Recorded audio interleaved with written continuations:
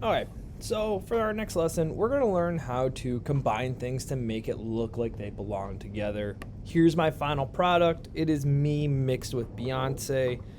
And let's try to figure out how I got here. So let's start all over. I'm going to hit my home screen. I'm going to bring in my photo of Beyonce. So I'm going to hit that import and open like we did last time. Go to photos. And you can see I've tried this a few different times with different photos of her and I wasn't lining up correctly. So yours might take a few tries and that's totally fine. But I did find that this one worked well. So the trick with this is figuring out where they're looking or like what position they are towards the camera. So she's looking straight on, so then I took a photo straight on. When her head is turned, I would have to turn my head so my eyes would match hers. So that's part of the trick.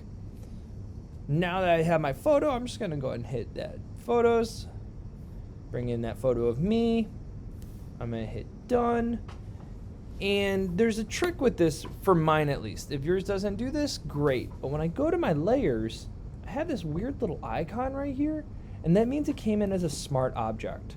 And I can't edit it how I need to. So I'm going to click on the three little dots at the bottom right, and I'm gonna tell it to convert to layers.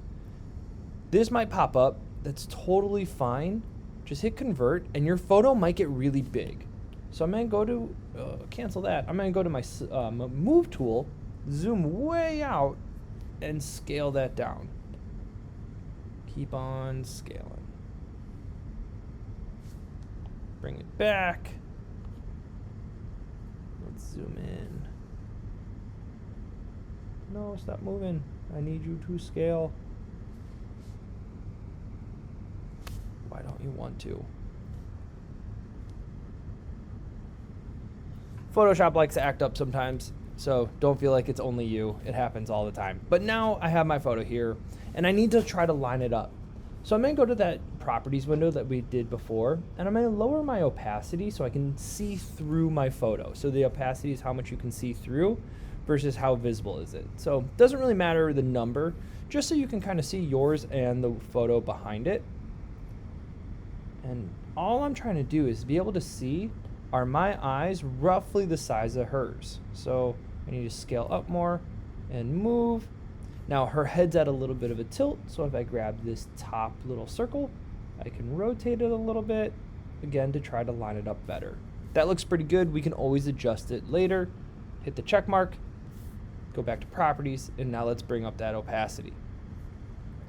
So like we did last time, we're gonna choose a selection, and I wanna choose a large chunk of my face. So using the quick selection tool, so I can select a large chunk and not just all of me, I'm going to click and drag. I'm gonna kind of scribble all around so it selects a large chunk of my face. It's okay if it grabs too much. You actually want more than you need. Now remember to erase the background. I'm going to invert it. I'm going to hit erase. And to deselect, get rid of the dancing ants, I can hit deselect at the bottom, second one from the left. And now we got to start blending. And that's what's using a layer mask. So a layer mask hides and shows information without erasing it.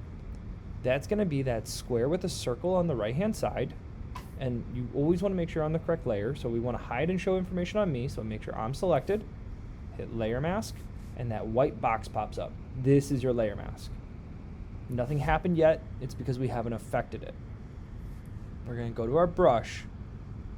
And right now I have black and white. So the way that a layer mask works is as I paint on black, it'll start to hide.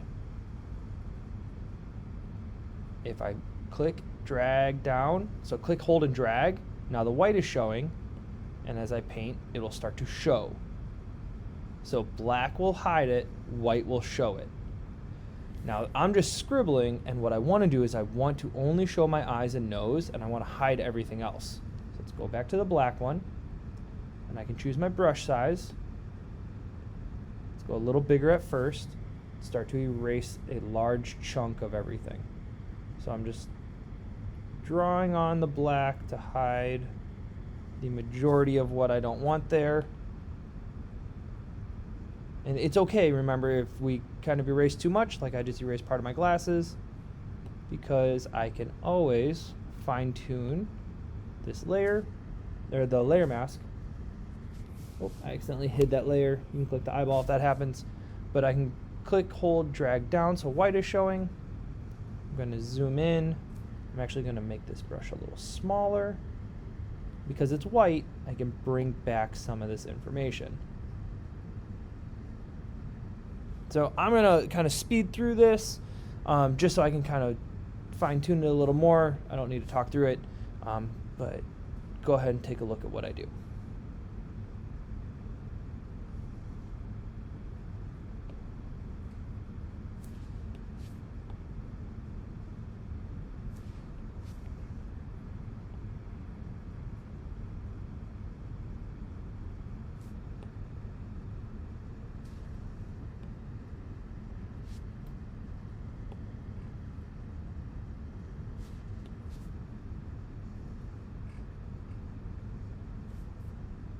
Okay, so there we have it, right? I have my eyes with my glasses and my nose on Beyonce's face. It's looking good. If you are having difficulties, some things to always think about: is your brush too big or small? Are you using white to show and black to hide? And then how harsh is your brush? The default should be soft. It should be at the 0. Sometimes if it's too hard, it won't actually blend, and it'll have a harsh, solid line. So I'm just going to kind of do that. Oh, I'm on the white. If I do that here, you can see that there's a harsh line right here. If I come over here, show you a soft one, right? So it kind of fades in. And because we want it to match, we want to make sure it's nice and soft. So if you're having difficulty, it's definitely worth making sure that you are on a soft brush, that hardness all the way down, rather than a hard one. All right, so keep practicing, have fun with this. Good luck. Can't wait to see your end results.